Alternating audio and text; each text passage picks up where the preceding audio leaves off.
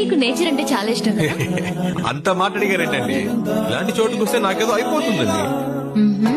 వర్షం వచ్చేలా ఉందండి, రండి త్వరగా రండి. నేచర్ అంటే ఇష్టం, వర్షం వస్తే పరిగెడుతున్నావు. వర్షం అంటే ఇష్టం లేదా? ఎందుకు ఇష్టం లేదండి? మొదటి చిరుకు పడగానే తప్పించుకుంటే ఓకే, లేకపోతే వర్షం ఆగిన మనం ఆగం, పూర్తిగా తడిసి ముద్దైపోతామండి.